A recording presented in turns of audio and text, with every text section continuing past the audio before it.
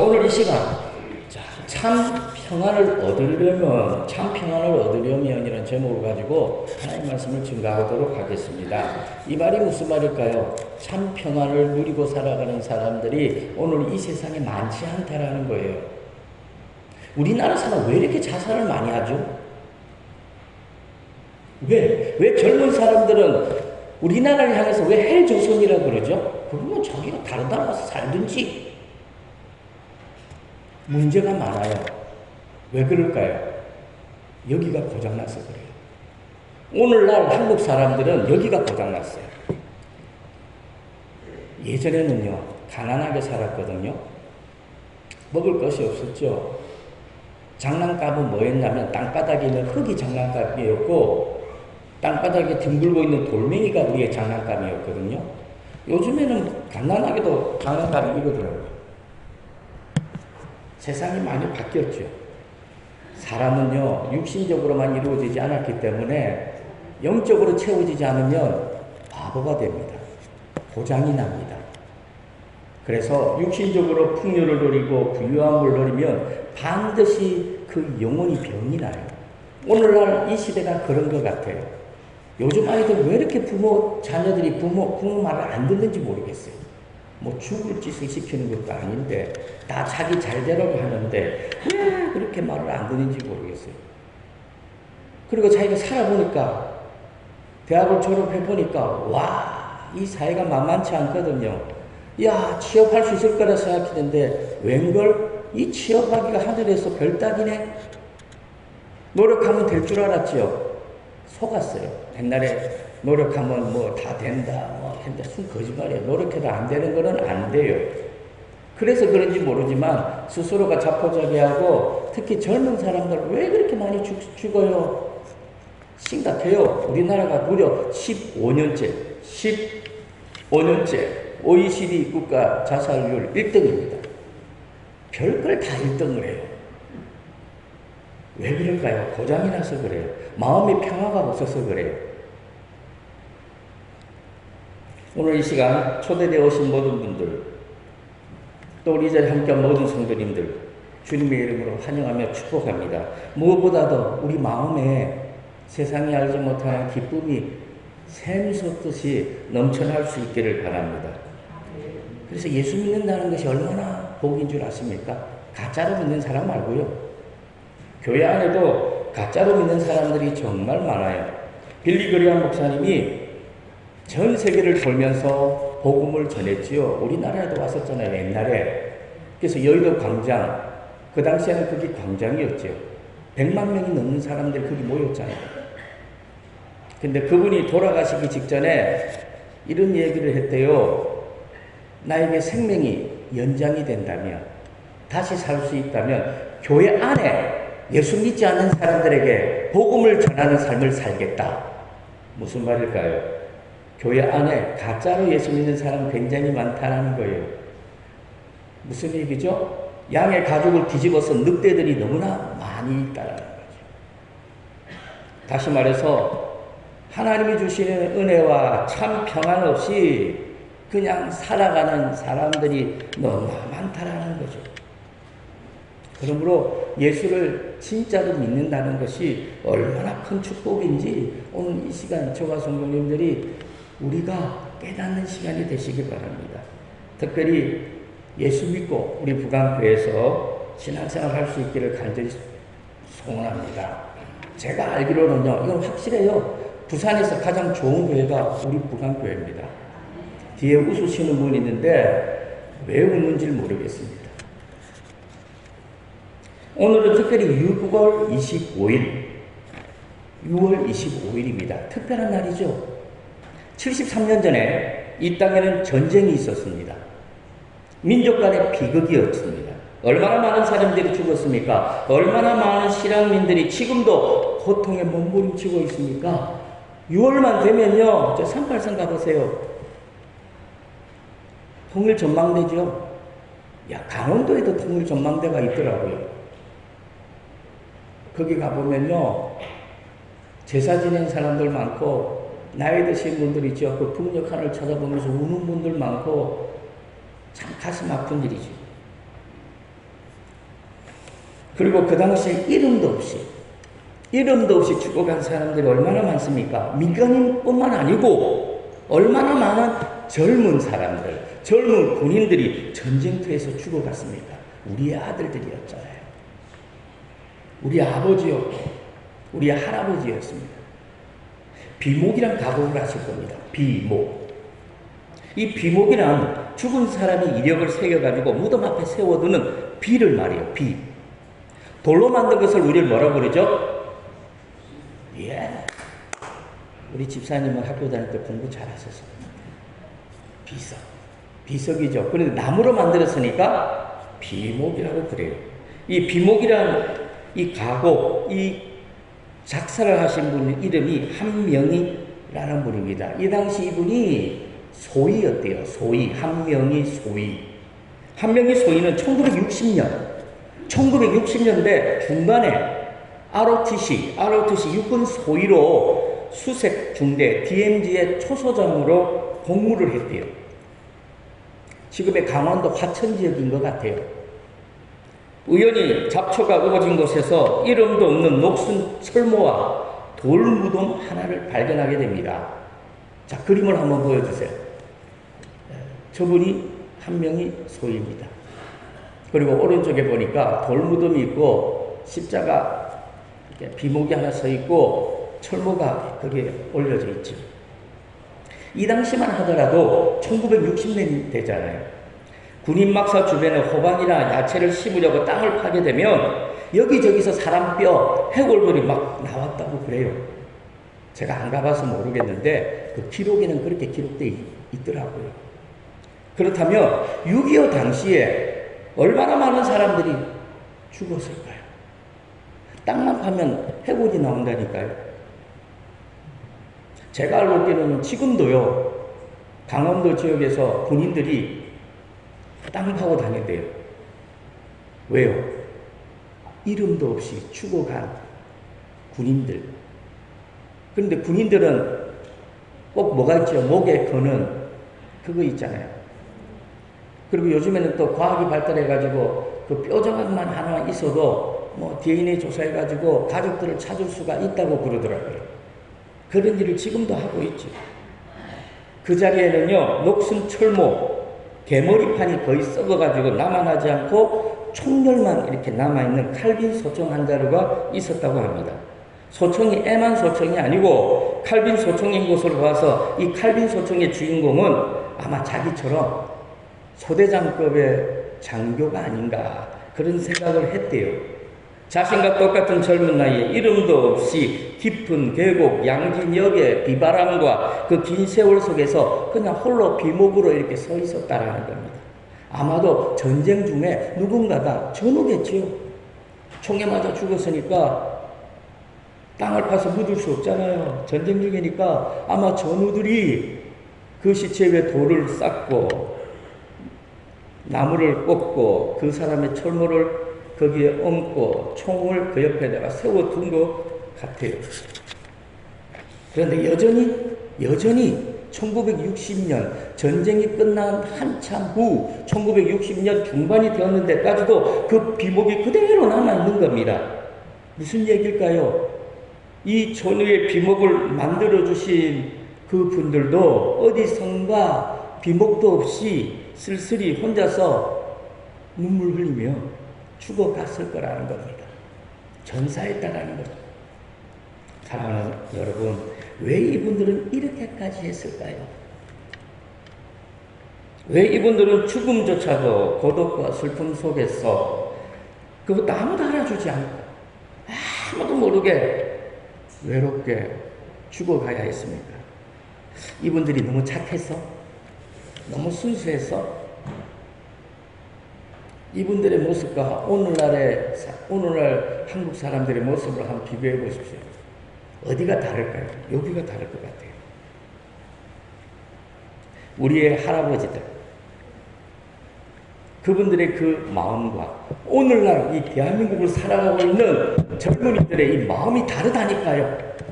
우리 할아버지들은요, 나라를 위해서 목숨도 바쳐요. 우리 할아버지들은 내 부모, 내 자식을 위해서요, 목숨도 바친다고요. 그 당시 우리나라가 얼마나 못 살았어요. 왜 그 당시에 우리 할아버지는 이 대한민국 향해서 헬조선이라고 왜 소리치지 않았을까요? 여기가 달라요. 여기가.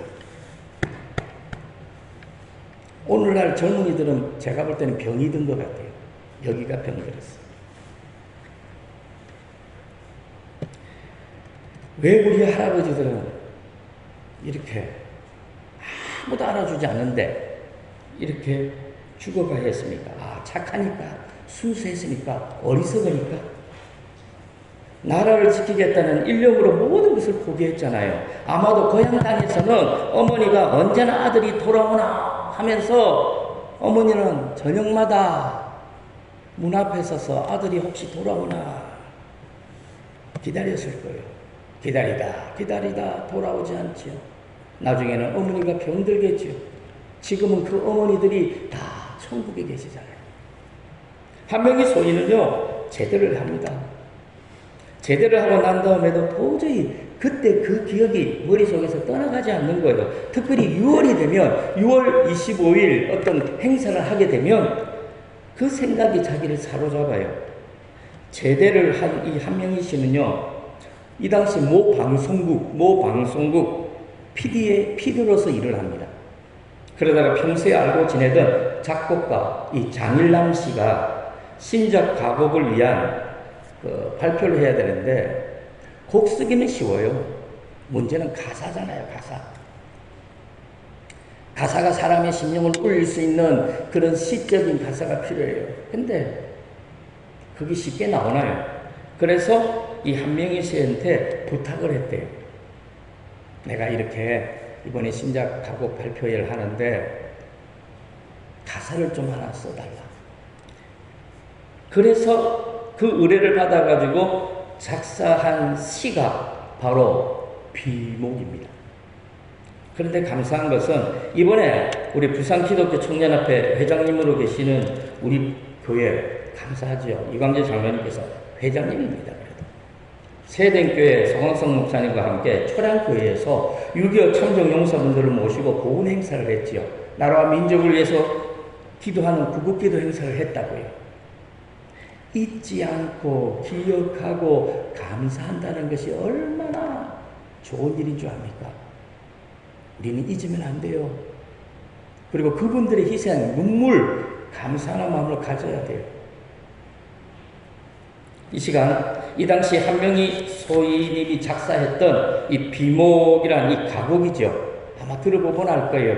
1절만 한번 들어보겠습니다.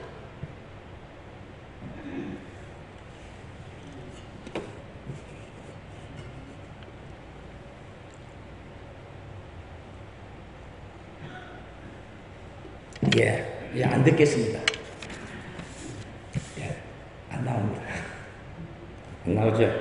잘 알 거예요. 초연이 슬고 간 깊은 계곡 양진역에 비바람 긴 세월로 이름 모를 비목이요. 무슨 말이에요? 모른다는 거예요.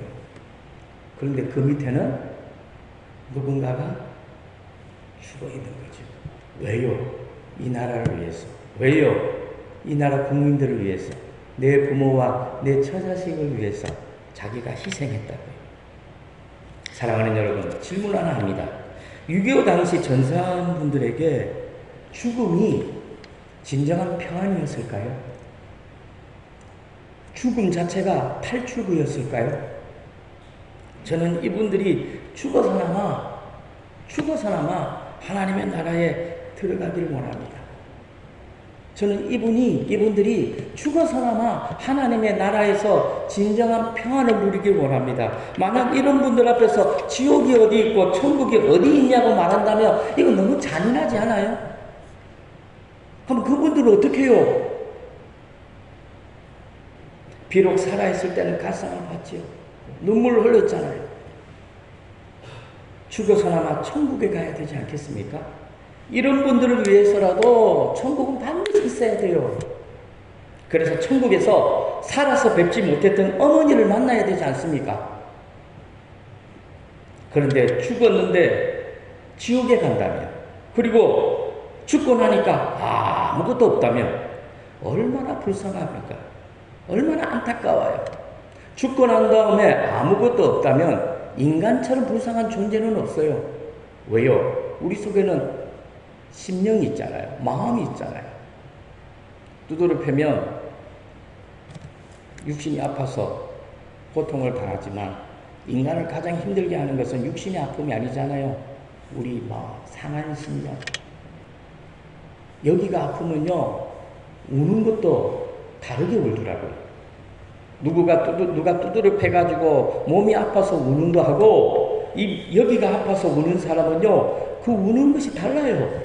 넘어가요. 소리가 안 나요. 한나가 그렇게 기도했죠. 울었잖아요. 그런데 감사한 건요, 성경에는요, 천국에 들어갈 수 있는 방법이 기록되어져 있다라는 겁니다. 믿거나 말거나. 믿는 자들은 천국 가는 것이고, 안 믿으면 지옥 가는 거예요. 너무 감사하지 않아요? 성경에는 우리가 천국에 들어갈 수 있는 그 방법이 기록되어 있어요. 불경 그 어디에도 없어요.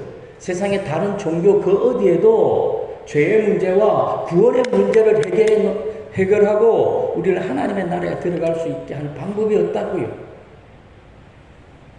어거스틴이라는 사람이 있었습니다. 이 사람은 천재입니다. 이야, 천재. 우리 부모들이 우리 아이들에게 기대하죠. 야, 너 천재였으면 좋겠다. 천재.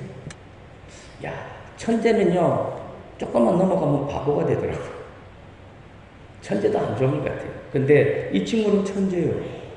부모의 큰 기대와 함께 16살에 이 당시 세계 최고의 학문 중심지였던 갈타고로 유학을 떠납니다. 그런데 얼마 가지 않아서 방탕한 생활을 시작합니다.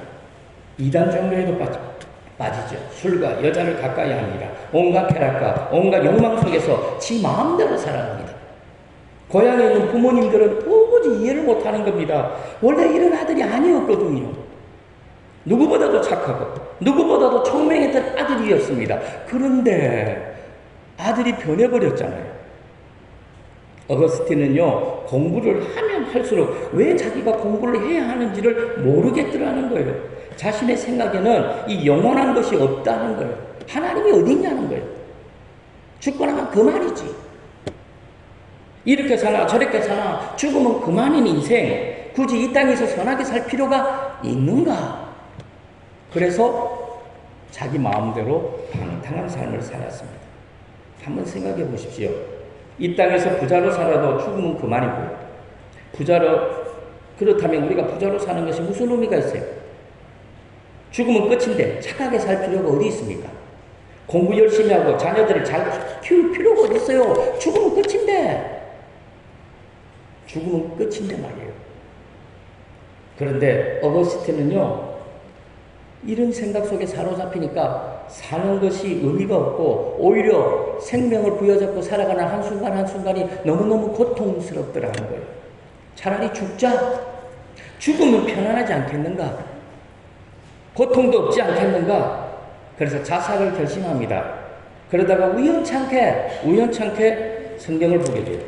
근데 그 성경을 봤는데 그 말씀이 뭐였느냐? 로마서 13장 12절에서 14절 말씀을 그냥 우연찮게 책상에 있는, 자기가 편 것도 아니고 우연찮게 그 성경 말씀 보고 우연찮게 눈에 들어오니까 읽게 된 겁니다. 로마서 13장 12절에서 14절 우리 다 같이 한번 읽어봅니다. 시작. 밤이 깊고 낮이 가까웠으니 그러므로 우리가 어둠의 일을 벗고 빛의 갑옷을 입자. 낮에와 같이 단정히 행하고 방탕하거나 술 취하지 말며 음란하거나 어색하지 말며 다투거나 시기하지 말고 오직 주 예수 그리스도로 옷 입고 정욕을 위하여 육신의 일을 도모하지 말라.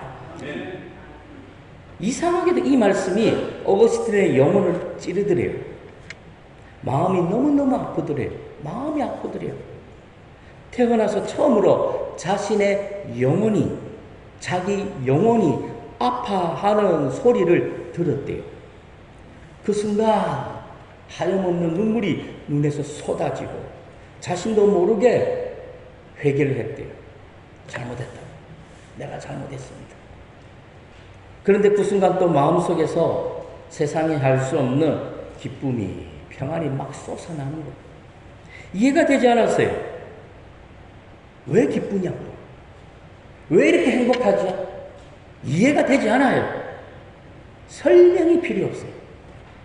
설명할 필요가 없다니까요. 너무 기쁨으로 넘쳐나니까 설명이 필요 없어요. 지금까지 자신을 얽매고 괴롭혔던 그 모든 것들이 한순간에 다 사라져 버렸어요. 그리고 어거스틴은 다시 교회로 돌아옵니다.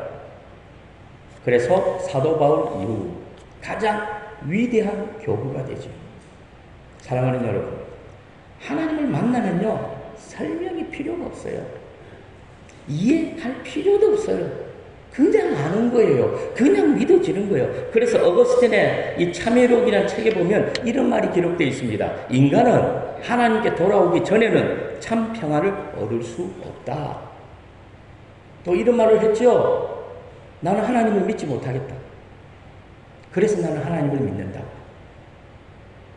나는 하나님을 믿지 못하겠대요. 그래서 나는 하나님을 믿는데요. 왜?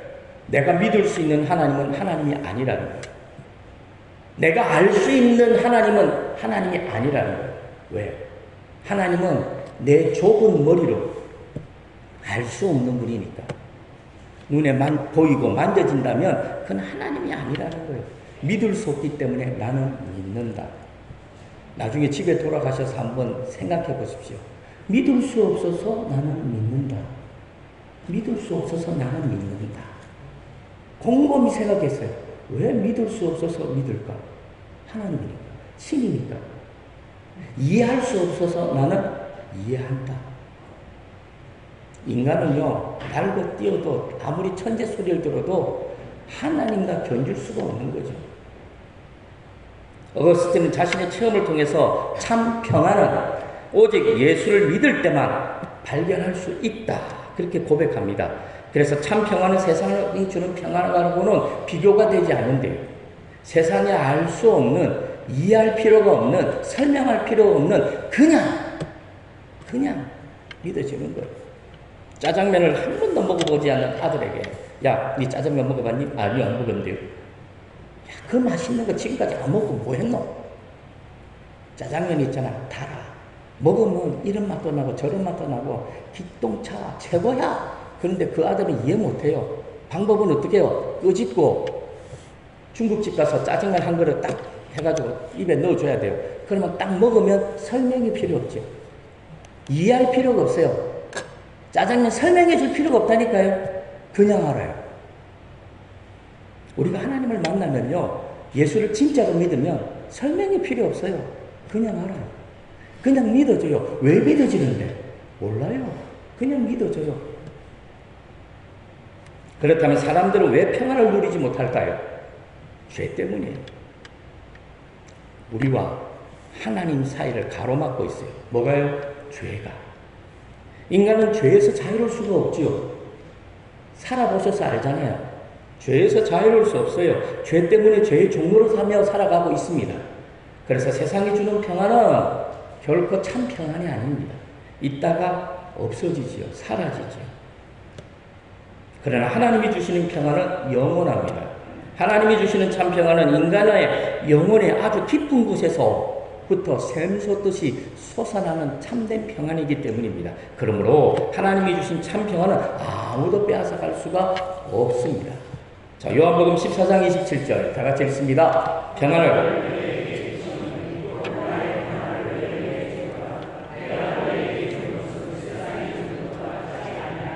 너희는 마음에 근심하지도 두려워하지도 말라. 그러므로 하나님이 주시는 참 평안은요, 이 세상이 이해할 수 없는 평화예요.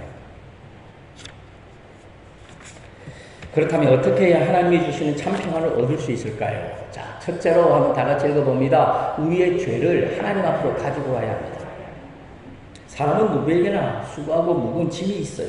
모든 사람들이 크고 적든 큰 나름대로 짐을 가지고 살아가고 있어요. 그래서 근심하잖아요.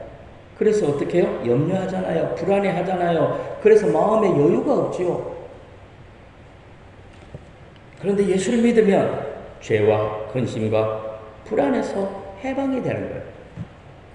예수님이 우리의 모든 죄를 대신 담당하기 때문입니다. 예수님이 우리의 모든 죄를 대신 지시고 십자가에 죽으시고 부활하셨기 때문입니다. 그러므로 우리는 예수를 제외하고는 결코 참 평안을 얻을 수가 없어요. 마태복음 11장 28절 다 같이 읽습니다. 수고하고 무거운 짐진 자들아 다 내게로 오라. 내가 너희를 쉬게 하리라. 예수님만이 우리를 쉬게 할 수 있고 예수님만이 우리에게 참 평안을 주십니다. 그런데 문제가 있어요. 오늘날 사람들은 이 죄의 문제를 해결할 수가 없잖아요. 그래서 어떻게 합니까? 나름대로 능력이 있다고 생각하고 나름대로 지적인 힘이 있다고 생각하는 사람은 자기가 혼자서 해결하려고 합니다. 의논하지 않아요. 예수님께 맡기지 않아요. 기도하지 않아요. 왜요? 믿지 않으니까. 믿음이 없기 때문에 인생의 수고와 무거운 짐을 혼자서 지고 갑니다. 자기가 해결하려고 합니다. 그래서 날마다 힘들고 고통스러운 삶을 살아가고 그래서 오늘날 젊은이들이 취업도 안 되고 하는 일마다 안 되니까 이 대한민국을 향해서 헬조선이라고 외치는 거예요. 지가 실력이 없다고 생각하고. 반면에 모든 죄와 근심과 불안을 주님께 맡기고 살아가는 사람들이 있죠. 문제가 없는 게 아니에요. 있어요. 그래도 하나님께 모든 것을 맡기니까 하나님을 통해서 주시는 평안을 누릴 수 있다는 겁니다. 사랑하는 여러분, 우리에게 자랑할 것이 있습니까? 자랑할 것이 있나요? 지금까지 살아오면서 내가 정말로 이것은 내가 자랑할 만하다. 그런 자랑할 거리가 있습니까? 만약에 좋은 아파트가 있고 좋은 차를 타고 다니고 그러면 행복할 것 같아요? 오히려 이런 사람들이 자살 많이 해요. 옛날에는요, 제 기억에 제가 국민학교 다닐 때 이럴 때는요, 옛날에는요, 돈 없어서 먹고 살기 힘드니까 그 저수지에 빠져 죽고 그랬거든요. 제가 살던 동네 그게 저수지가 있었어요. 옛날에는 먹고 살기 힘들어서 그것도 흔하지 않았어요. 가끔 가다가 물에 빠져 죽고 그랬어요. 왜? 너무 살기 힘드니까. 근데 오늘날은요, 그렇지 않아요. 누가 자살한 줄 압니까? 부자들이 자살해요. 왜? 채웠는데 채워지지 않는 거예요. 채웠는데 채워지지 않아요. 아무리 좋은 침대에서 아무리 좋은 차를 타고 다니고 아무리 좋은 것을 누리고 살아도요, 이상하게 평화가 없어요. 염려, 불안만이 있어요. 왜 그런 줄 압니까? 하나님 없이 자기 혼자 사니까 그래요. 혼자 살면 누구든지 그래요. 밥도 혼자 먹으면 하나도 맛없어요. 같이 먹으면 맛있잖아요. 나중에 예배 마치고 난 다음에 내려가서 식사하잖아요. 맛있어요. 왜요? 많은 사람들이 같이 먹으니까. 혼자서 먹으면 산의 진미를 갖다 놔도 그렇게 맛있지 않아요. 그래서 혼자서 살고 혼자서 생활하기 때문에 힘들고 어렵고 넘어지죠. 그래서 맡겨야 돼요. 누구에게요? 하나님께 맡겨야 돼요.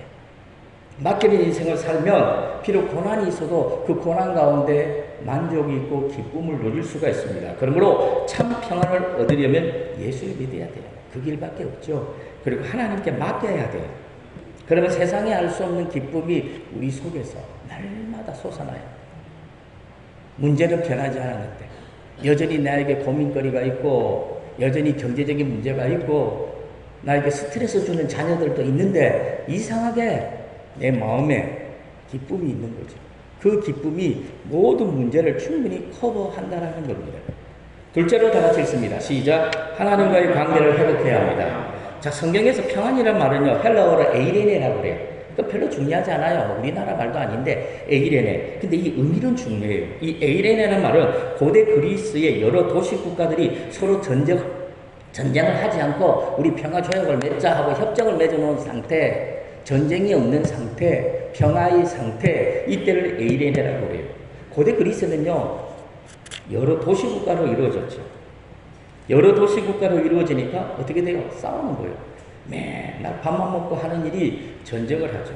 그런데 전쟁을 하면 누가 죽어나갑니까? 남자들이 죽어나가죠. 그럼 어떻게 되죠? 수많은 가부들이 생겨나겠죠. 고아들이 생겨나는 거예요. 전쟁만 났다면 여자들과 아이들이 불안에 떨 수밖에 없어요. 아빠가 죽고 남편이 죽을까봐 불안할 수밖에 없다는 겁니다. 이겨도 죽어요. 그래서 여러 도시 국가들이 모였습니다. 야, 우리 더 이상 싸우지 말자. 더 이상 전쟁하지 말자 하고 조약을 맺어놓은 상태, 이것을 에이레네라고 합니다. 근데 이 일이 남의 일이 아니죠. 우리와 같아요. 우리도 똑같아요. 우리나라는 아직도 전쟁이 끝난 상태가 아니에요. 지금 전쟁 중입니다, 우리나라. 북한이 그냥 쑥 내려와도 뭐라고 말할 수 없어요. 왜? 전쟁 중이라니까요. 이런 말하면 좀 거시기인데 전쟁 한번 일어나 봤으면 좋겠어요. 그러면 영적으로 다시 깨어나지 않을까, 그런 엉터리 같은 생각을 제가 해요. 젊은 사람들이 철이 들지 않을까, 그런 생각도 제가 바보처럼 해요. 얼마나 안타까우면 그런 생각을 하겠습니까? 우리나라는 아직 전쟁이 끝난 상태가 아닙니다. 아직도 전쟁이에요. 많은 사람이 착각하죠. 전쟁이 끝났다. 6.25 전쟁이 끝났다. 끝이 났어요? 안 났죠. 지금 우리나라는 종전이 아니죠. 휴전이에요, 휴전. 대판 싸우다가 야 잠시 쉬었다 하자고 잠시 쉬는 거예요. 6.25 전쟁은 아직 안 끝났어요. 언제든지 전쟁은 다시 일어날 수 있습니다.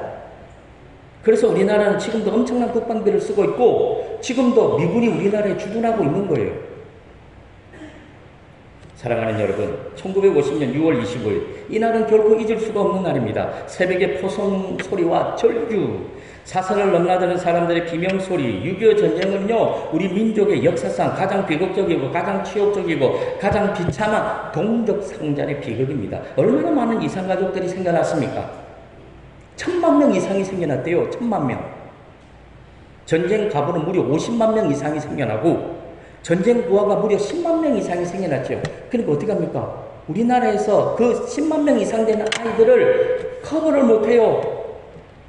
전쟁 후에 그 10만 명 이상 되는 아이들을 우리는 어떻게 했습니까? 수출했잖아요.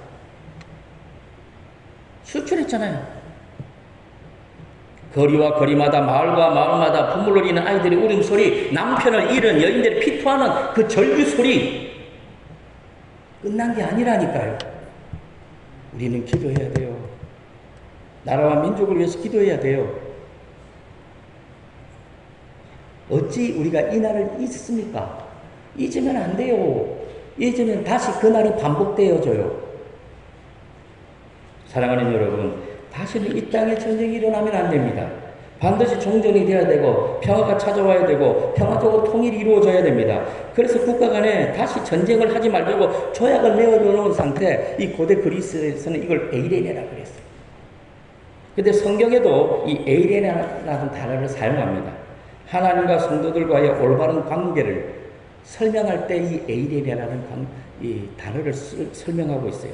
하나님과 우리와 올바른 관계가 회복되어졌을 때를 에이레네라고 그래요. 참 평안이라고 그러죠. 그래서 참 평안이란 하나님과 우리 사이에서 예수님과 평화 조약을 맺어놓은 상태예요. 더 이상 하나님과 우리 사이에 죄가 왕노릇하지 않는 상태. 그래서 하나님과의 올바른 관계가 이루어진 상태, 이것을 에이레네 참 평안이라고 말합니다. 그러므로 저와 여러분들이 참 평안을 누리기 위해서는 반드시 하나님과 올바른 관계를 회복해야 돼요. 그러기 위해서 예수를 믿어야 돼요. 예수님이 하나님과 우리 사이에 평안의 중재자 역할을 하신다는 겁니다. 십자가를 통해서. 마지막 셋째, 다 같이 읽습니다. 시작. 예, 사명 감당해야 돼요. 사명. 일을 해야 된다는 거예요.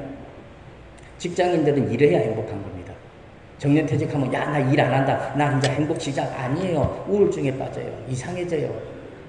사람은 일거리가 있어야 돼. 일. 오토텔릭이란 말 있죠. 오토텔릭이란 말은 내가 좋아가지고 스스로 하는 거예요. 내가 좋아서 해야 돼요.